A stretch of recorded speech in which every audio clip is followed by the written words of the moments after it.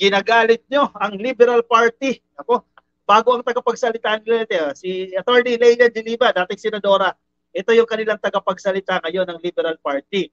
At yung nag-trending, no? Yung lumabas sa mga prime time news ng TV networks, itong commercial patungkol dito sa EDSA Puera, abay nagalit itong Liberal Party. Nagalit po itong kampo nila Senator Leila de Lima dahil parang ano daw ito parang disregard yung essence ng EDSA People Power, no? At ayaw na nila na magkaroon daw muli ng mga diktador. Sino ba yung diktador na sinasabi nyo, di ba? Kasi parang doon sa commercial ng EDSA Puera, kung hindi nyo pa napapanood, no, parang nasaktan kasi yung mga anti-Marcos doon Nasaktan doon kasi ang pinupunto ng advertisement na yan because of the EDSA 1987 Constitution na resulta ka-copy ng EDSA People Power, no, yung pag-aalis kay dating Pangulong Ferdinand Marcos, marami ang naitsapwera. Yun ang pinupunto doon sa advertisements na ito ng EDSA Puera. Siyempre, hindi nagustuhan ng Liberal Party yan. Nagsalita na po sila dyan. At bago ang spokesperson nila, si Leila de Lima. Bago lang ba ito o ngayon ko lang nalaman? Ngayon ko lang ito narinig na siya palang spokesperson nitong Liberal Party, no? Naku, hindi nila nagustuhan yan. Teka, i-share natin kakoki itong balita na ito. Chinek natin kanina yung kanilang yung kanilang Facebook page, no? At nandun niya kakoki yung kanilang statement. Teka, ayaw mag-share. Ayaw ipa-share sa atin yung statement na ito ng Liberal Party. Yung na nagiging active itong itong Liberal Party, ano bang plano? Kasi nalalapit na ang halalan. Kasi pakiramdam ko, gutom ko lang naman ito kakopi, itatakbo po sa pagka-senadora muli itong si Leila de Lima. No? Sa Liberal Party, wala pang masyadong maingay, no? Wala pang masyadong matunog, pero tiyak tayo dito kay Leila de Lima. Lalabas yan, tatakbo yan sa pagka-senador. Bumibuelo lang yan kakopi. Sige, teka. Ito, share natin ito.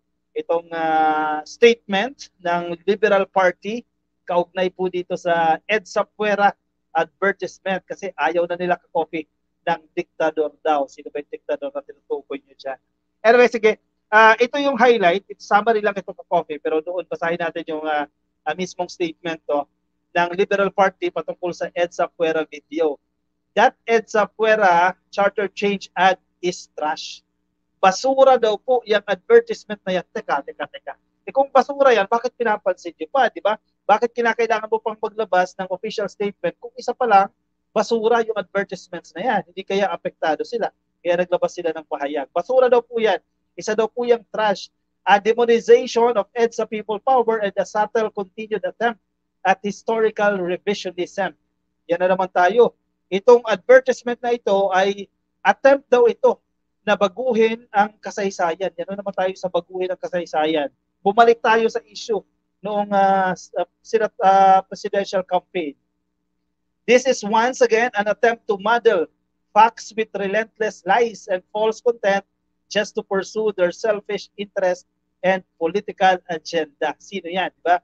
Kasi dapat nila kilala kung sino nagpagawa niyan.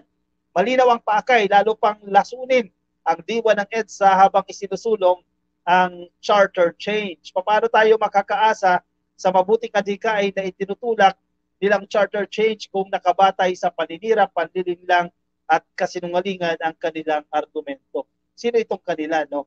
Yan ang kanilang pinapatungkulan dito ng Liberal Party. Ito naman yung highlight copy ng kanilang statement. No? Binuo ang 1987 Constitution para pigilan ang anumang muling pagtatangkang umabuso at manatili sa poder, anti-dictatorship, yung tinutukoy nila dyan. Dapat pagdudahan ang nasa likod ng basurang patalastas na ito at ang mga sabik na sabik at nagmamadaling baguhin ang saligang batas. According kay Attorney Leila de Lima, ang spokesperson po ng Liberal Party. Say ninyo dyan, kakopi, sige, ilagay dyan sa ating comment section.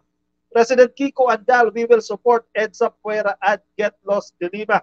Bumalik ka na lang sa rehas at maghimas ulit, sabi ni President Kiko Andal. Itatakbo sa pagkasenador yan.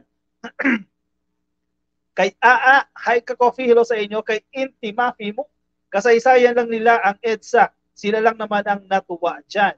Kasi historical revisionism daw yan, ka-coffee, no? Pero hindi ba pwedeng other perspective, yung hindi nabigyan ng opportunity na maipakita ang other version, no? Kasi one way lang ito eh. So, pero historical revisionism yan kasi against yan sa belief nila. Yan ang argumento, yan ang gustong puntuhin dito ng Liberal Party, o particular po nitong statement na ito na inilabas po ni dating Senadora Laila De Lima. Parang nagigets ko ibig sabihin nito, konti lang, sabi ni Inti Mafimuk. Inti Mafimuk. Hirap mo, ha? Mga takot lang yan si De Lima dahil sila ang mga taong nagpulsa lang nila iniisip. No? Mga takot lang yan si De Lima dahil sila ang may mga taong bulsa lang nila ang iniisip. Ano yan? Corruption ba? Ibig mo bang sabihin yan? I mean, Dilimaw daw, sabi ni LV, no? Nagsisimula na raw. Ano to? Ba't papagulit-ulit ito? Gumugulo yung aking screen. May nagpa-pop up. Sabi ni Ma'am LV Soriano, nagsisimula na namang kumuda si Dilimaw. Kasi nag-ano na yan ka-coffee, naghahanda lang yan para sa nalalapit po na halalan, senatorial election. Sure tayo dyan, tatakbo yan ka-coffee. Ivy Duterte, ayan, ay pinalitan na ng surname, no? Ni Anier D. Ivy Duterte. Bagay ba? Ivy Duterte. Arnel Yere. Oy, baliktad na ang utak ni Ivy, kaya huwag iboto sa 2025. Agkabawin dayta Ivy. Marcos, wala na siyang ginawang maayos. Actually, busy naman ito si Senator Ivy ka-coffee, no? Na pag-ikot sa iba't ibang mga lugar, no? Nagsisimula na rin itong mga panya para sa nalalapit po na senatorial elections. Uy, si Madam Julie Manalansang, nandiyan po sa Italia. Happy viewing po sa inyo. Magandang araw po sa inyo dyan sa Italia, ma'am. Ingat kayo dyan. Kay Dolly Lagudin, shoutout po sa inyo na sa Facebook. Coffee ha, baka di ka pa naka-follow sa ating Facebook page. Yan, i-click lang po yung follow dyan sa Facebook. No? Kung nasa YouTube po kayo, ay i-click lang po ninyo ang subscribe. Di ko sasayangin boto ko para kay Ivy at mga Dilawan. Sabi ni Nars Dimple Smith. Malalaman natin yan ka-coffee sa 2025 kung papasok ito sa Magic 12. Kung status ko lang, kung mag-reduce ng kanyang remarks na against the leadership, feeling ko lulusot sa Magic 12. Pero kung magtutuloy-tuloy ito ka-coffee, medyo marami na rin kasi mga Marcos supporters ang medyo natatabangan sa mga strategy na ito ni Senator Ivy Marcos. Wala na rin sa katinungan si De Lima, sabi ni Ma'am Cecilia Peña. Kay Ange Domino, hello ka-coffee, watching from Sydney. Hello po sa inyo. Yes, wag na kay Ivy Marcos. Ilocos ako pero ayoko na kay Ivy.